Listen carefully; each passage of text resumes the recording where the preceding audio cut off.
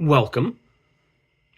Today we're going to cover mastering your money with budgeting, or budgeting 101.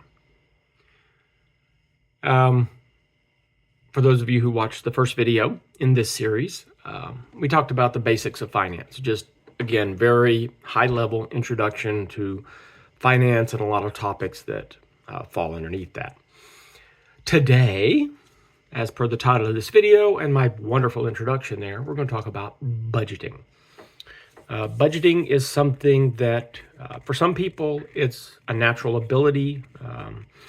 They've just got a skill with math and understanding that how it all should balance out for your income and your expenses. But some, it's going to take a while to learn and understand the what and the why of budgeting. For those of you especially that are living paycheck to paycheck, understanding budgeting and mastering, or at least getting a better idea, will help reduce your stress in the long term. Initially, I can tell you right now from personal experience, it will increase your stress. Budgeting is not an easy task, mentally and emotionally. On paper, it's just numbers on a spreadsheet or a piece of paper, whatever way you want to do it. But psychologically, having to track your money, your inflows, your outflows, your credit, your debit, income, expenses, it can get to you. But it is a necessary part of understanding your finances and developing a plan to have long-term financial freedom.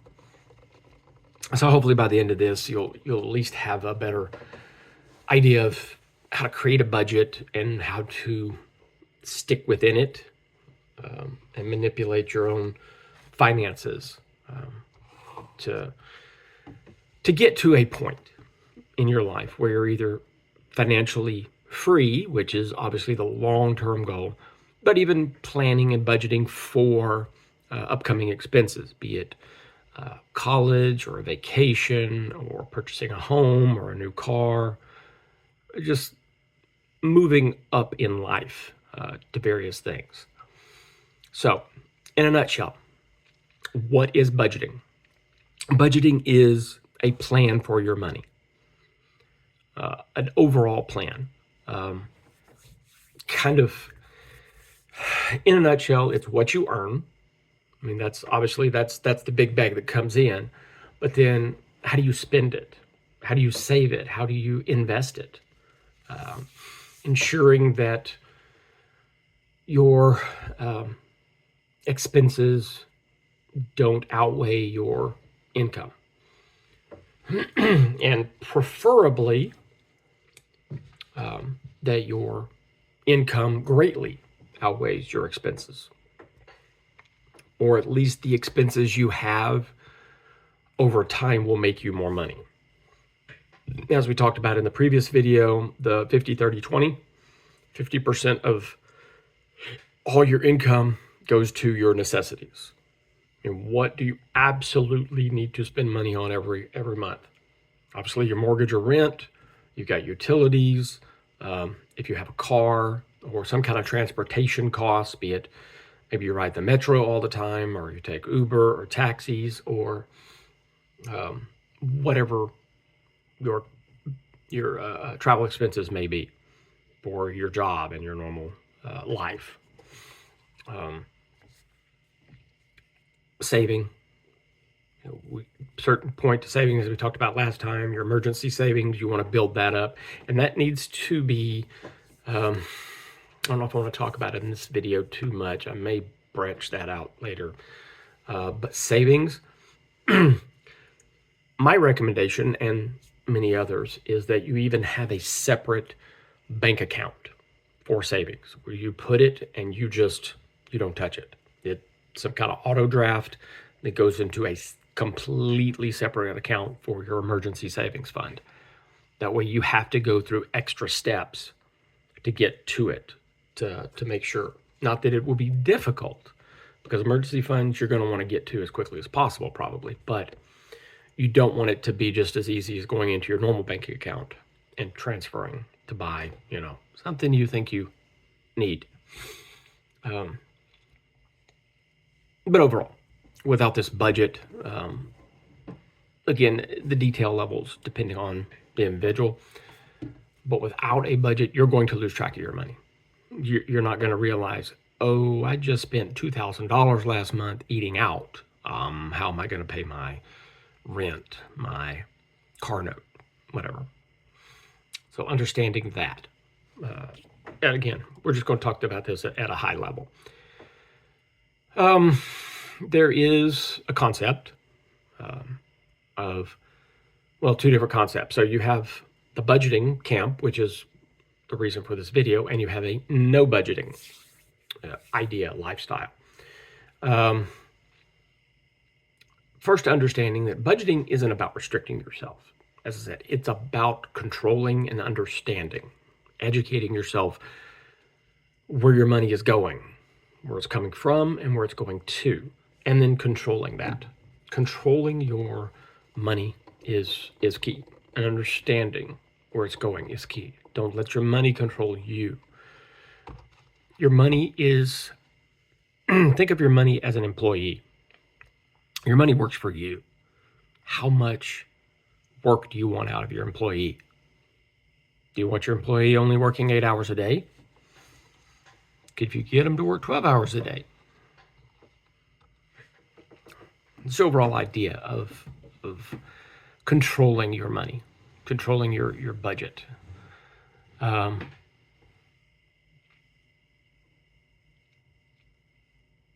as far as why this is important, this can help you avoid debt. Debt is a part of life. You're never going to completely avoid debt. You're going to find a lot of YouTubers out there. You're going to find a lot of financial people that just say, avoid debt at all costs. That's an ideal world. If you can do that, great. Do that. But for the rest of us, the other 90% that don't live in the $1 to $10 million range, reducing debt, optimizing the reduction of debt, learning how to use debt to grow your wealth. And that is possible. But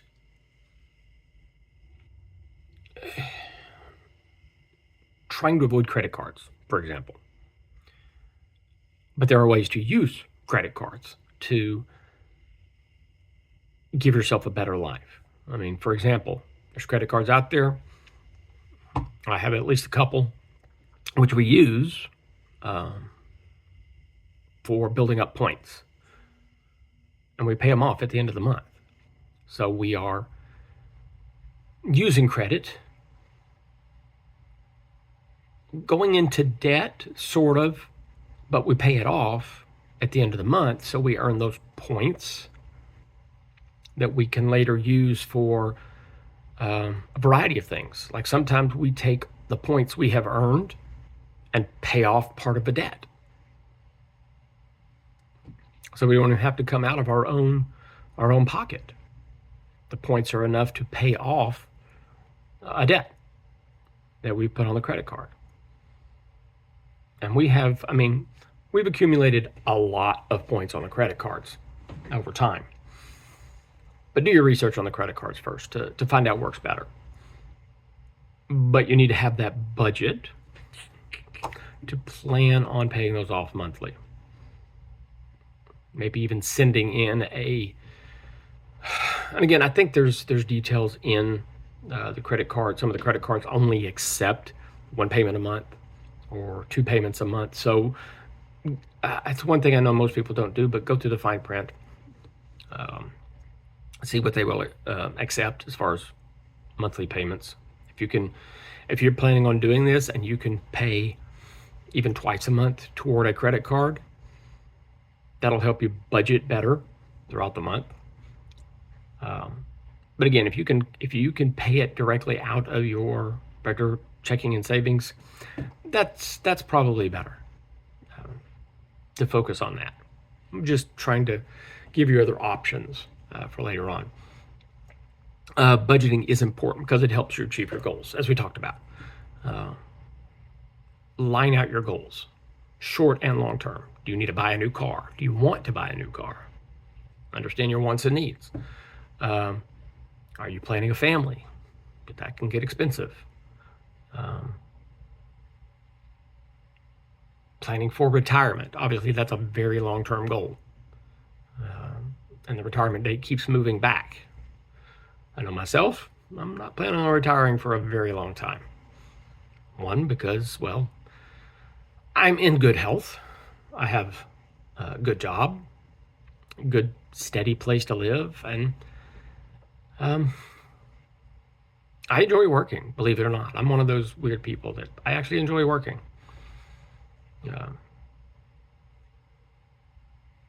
So I don't know if I could ever be one of those people that retire early.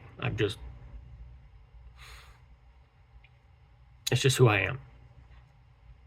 So while I have a retirement goal, an age at which I want to have enough to know that I could live the rest of my life on just whatever I have in savings and 401ks and other investments, but I don't have to.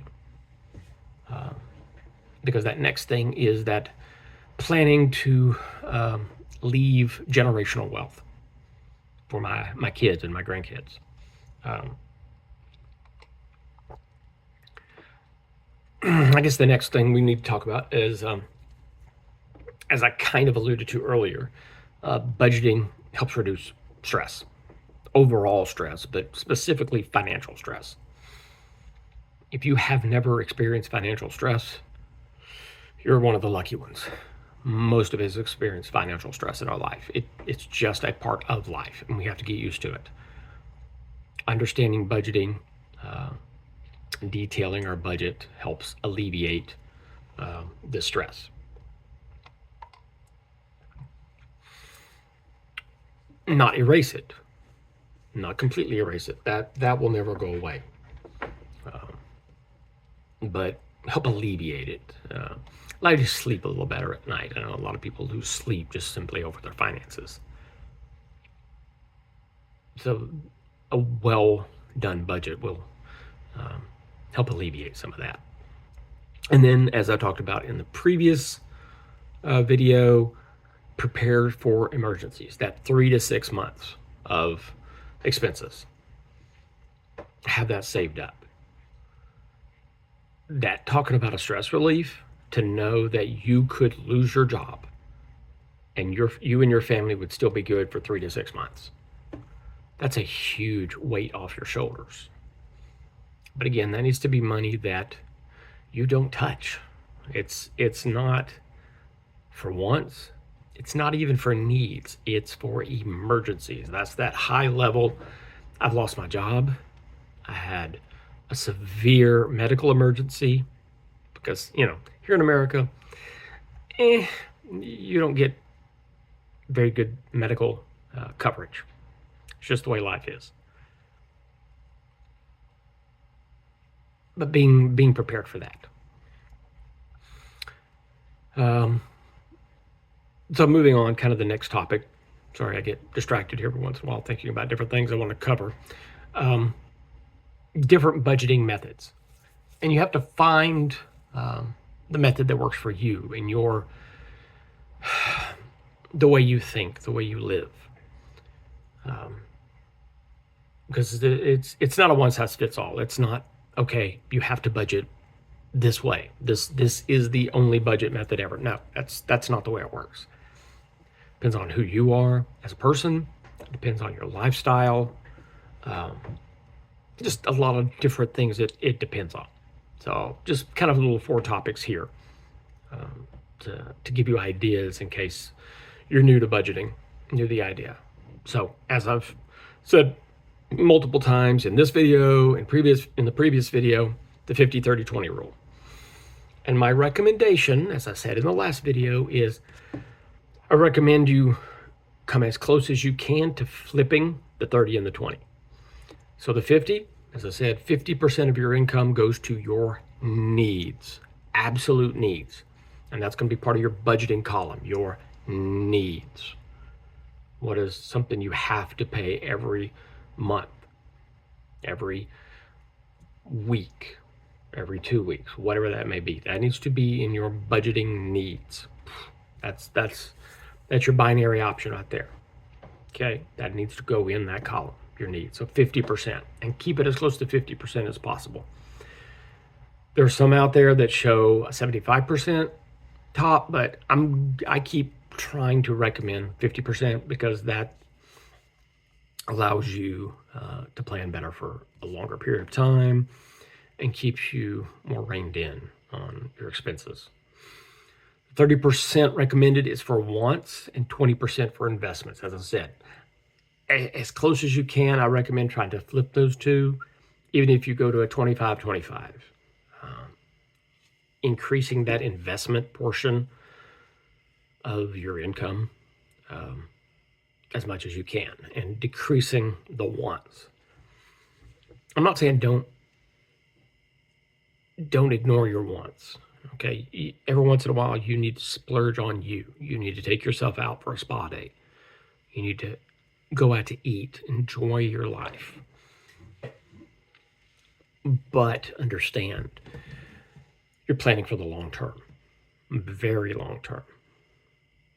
You're going to have short-term wants, you're going to have medium-term wants, and you're going to have long-term wants and needs. So the 50-30-20 rules kind of has that in mind. The next is called a zero-based budgeting. This is like, I would say, the highest level of budgeting. Every single dollar has a purpose. Every single dollar. And it's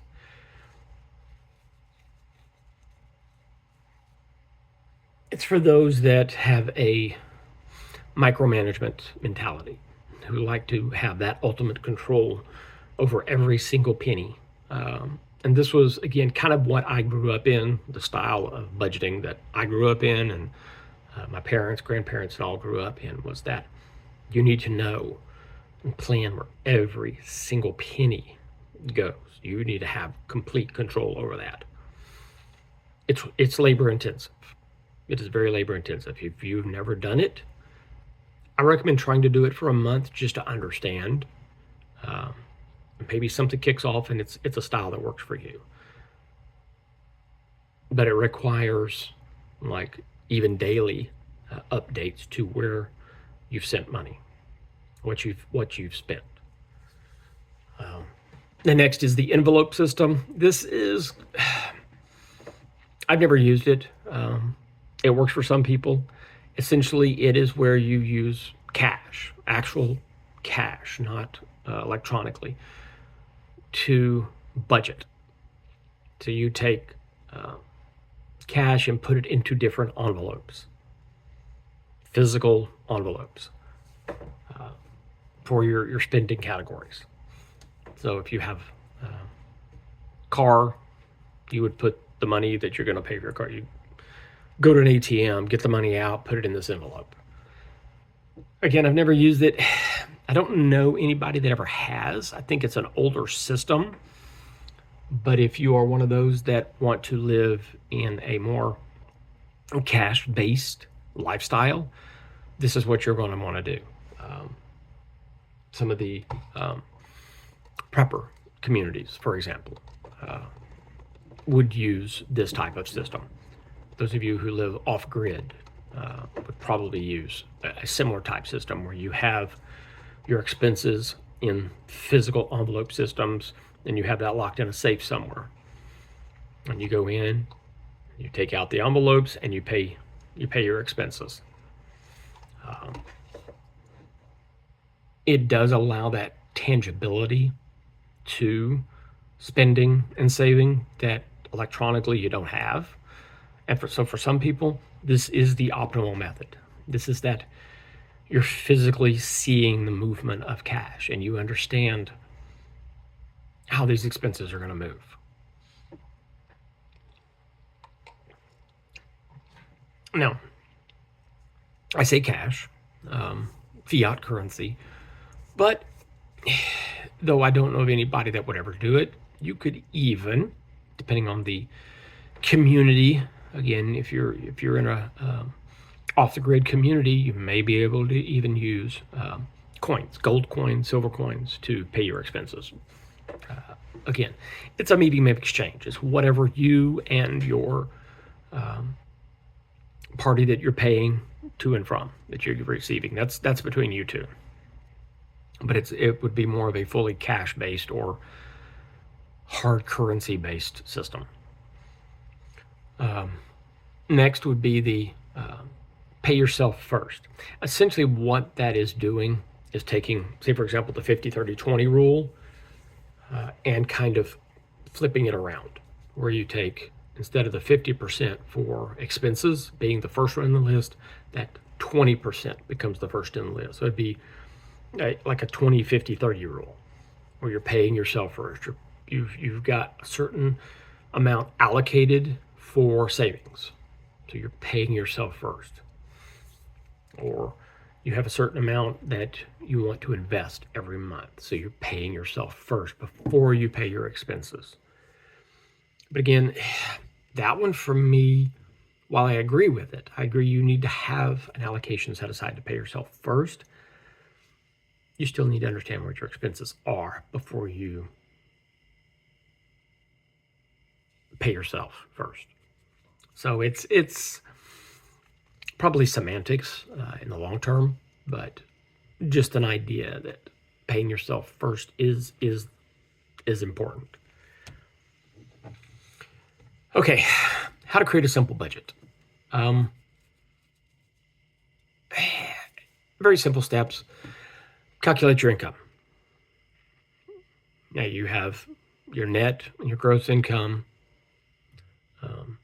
Understanding that difference. But all you're worried about in the end is what comes into your bank. What is your paycheck? And that's your net income, by the way. So what do you have every month coming in? That's your income. Okay. Track your expenses. Again, this is where it can get to be a little bit more difficult. You obviously need to have your needs column, expenses that you're going to have every week, every 2 weeks, every month. Obviously, for transportation costs, that's probably going to be every week, if not every day. You're going to have rent or your mortgage every month. So what are those expenses? Now, food is one of those that's kind of a gray area because it is a need. Yes, you're going to feed yourself every day, every week, every month. But that can vary depending on what you're feeding yourself. Now, if you plan your meals, you're really one of those who likes to plan your meals weeks, a week out, a month out. Okay, you're way ahead of a lot of us there. Most people don't do that. But understanding what your food is, and then again, this is part of that your need column for food. This is what you have to eat, and then if you have a little extra left over at the end of the month, pick yourself out. Have a nice meal. That experience of having a nice meal it's a special time you can share with yourself or with family. Entertainment is kind of another gray area. So you have all these different streaming services. Well, if you've paid into them, those are needs, right? Unless you want to cut them. And depending on your income, you may have to. But figuring out what kind of entertainment throughout the month or months, saving up to go to the movies or to a play or to an opera or something like that. Just figure out what all categories you have throughout the month, and then determine whether they're wants or needs, and then base them, flex them based on those ideas.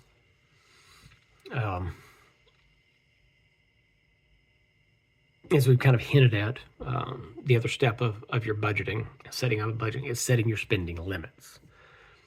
Again, this kind of goes back to that 50-30-20 rule. But if for example, say you're not, percentages don't work as well for you, you need dollar amounts. Okay, set yourself, say, just for random numbers, say $200 a week for food. Okay, that's your spending limit for food. Okay, what do you need to buy to be able to eat each week on $200? Depending on where you live, that's not going to be enough. In other places, that's going to be plenty. Depending on what you buy, healthy choices. Sometimes sadly it's cheaper to buy unhealthy choices than it is healthy choices. But understanding those limits on your spending. Once you have your expenses paid for, your needs paid for, remember we talked about wants versus needs. Once your needs are taken care of, that's why I recommend swapping the 30 and 20 as much as possible, because your next portion of your budgeting is for savings. And if you're in it, which most of us probably are, debt repayment, reducing that debt as quickly as you can, especially on the higher interest rate debts.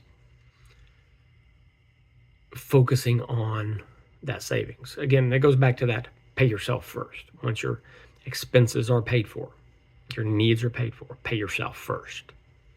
You're an employee of your company, your family.inc, if you will, or family.llc.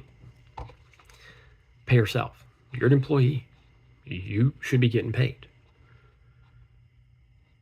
And then paying off whatever debts you've accumulated. I know I'm kind of harping over this, but this needs to get in very deep into your psyche, even before your wants. Yes, your wants are valid. They really are. You need a certain time to go out, get a bite to eat, go watch a movie, what have you.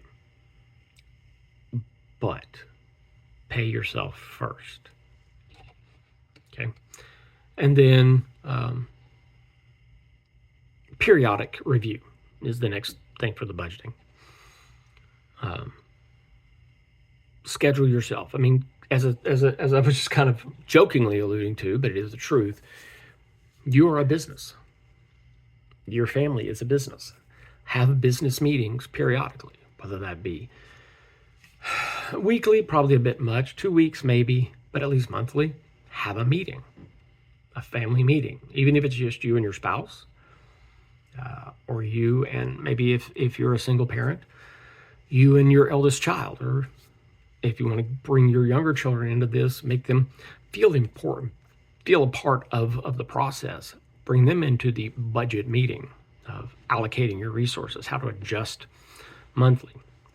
Maybe you overspent in one of your categories for 1 month. Just inform the family.llc that you need to shrink that for the next month so that you can meet whatever your goals are for the long term.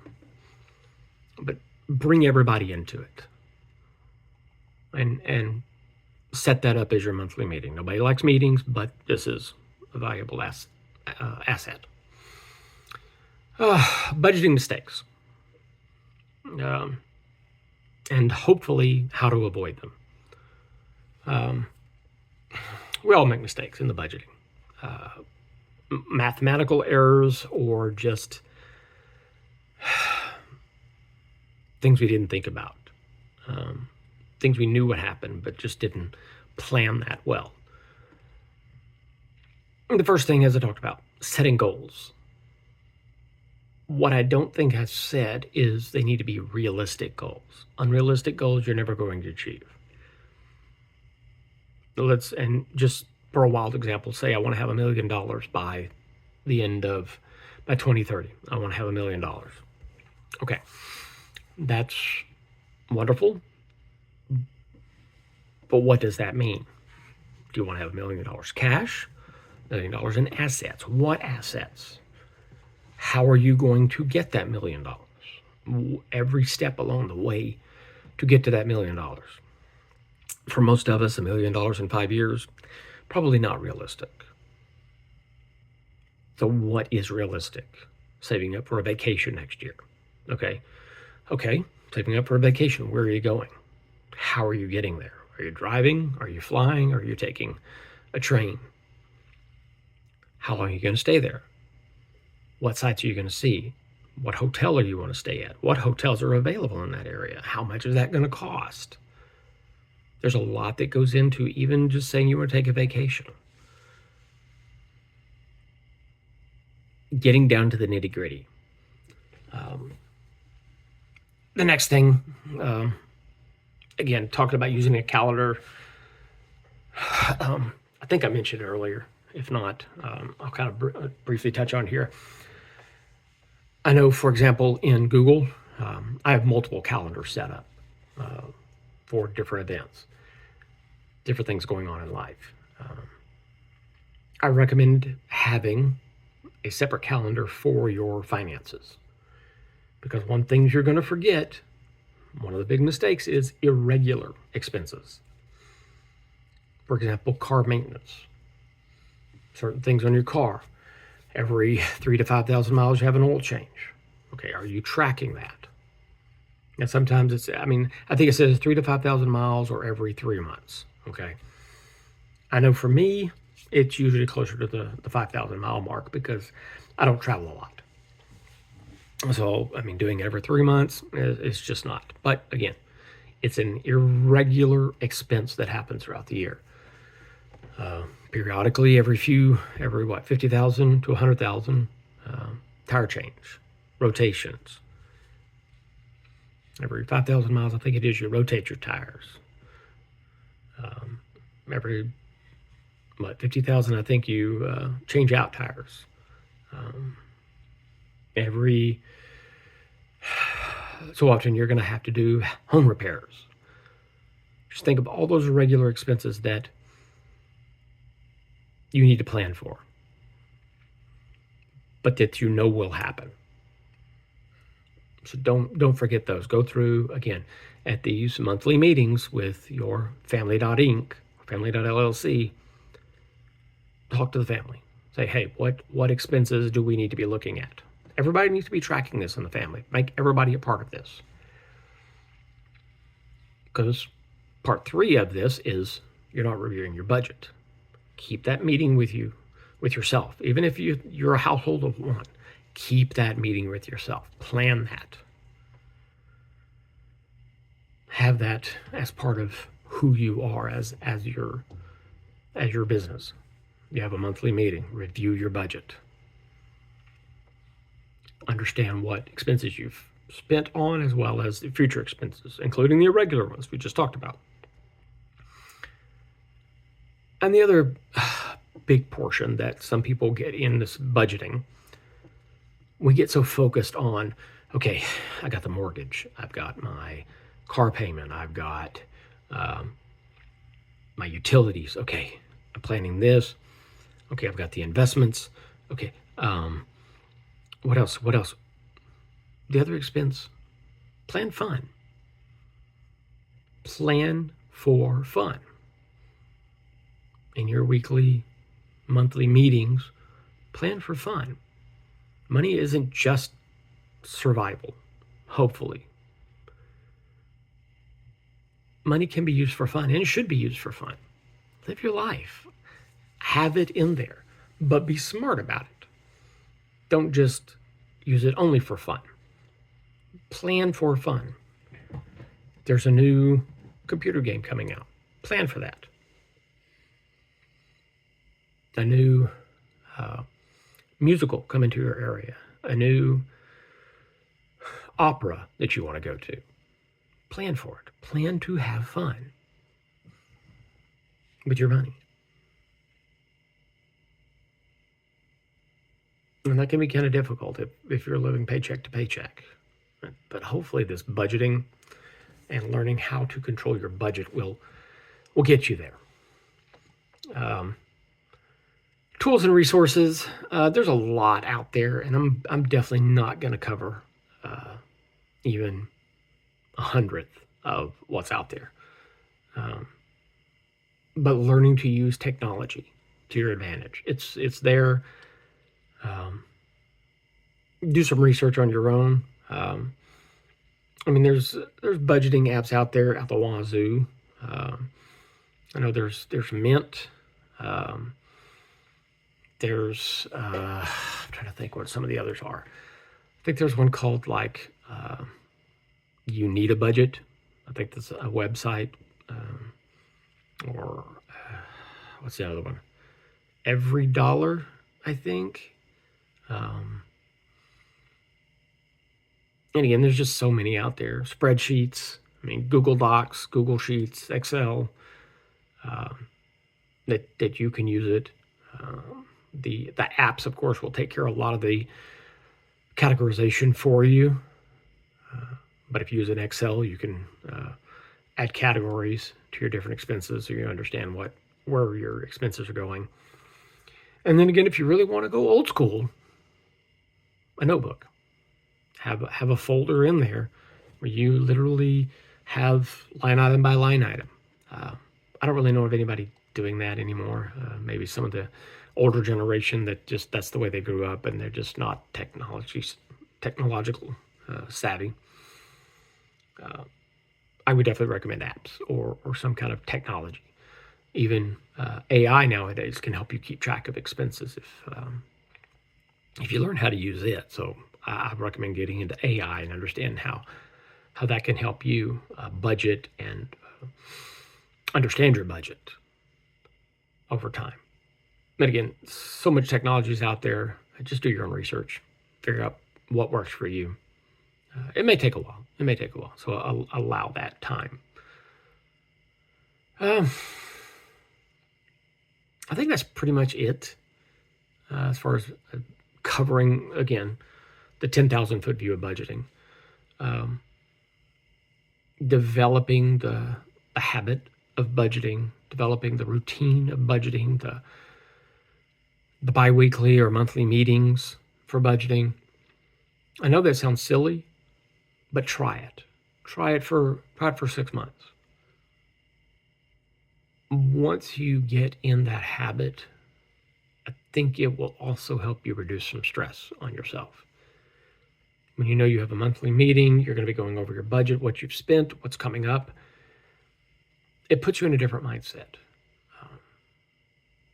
And maybe giving you a better path to follow for the future. Be it, 1, 5, 10, 30 years, 50 years down the road. Starting a habit now can pay off.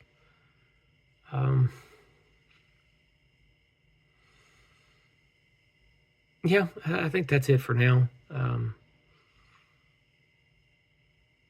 If you have any questions, comments, concerns, feel free to comment below. Any ideas? As I showed in the previous video, listed all the topics I'm going to be covering. If you would like to see more in depth on a particular topic, or you believe I've missed a topic, let me know. All right. Have a wonderful day.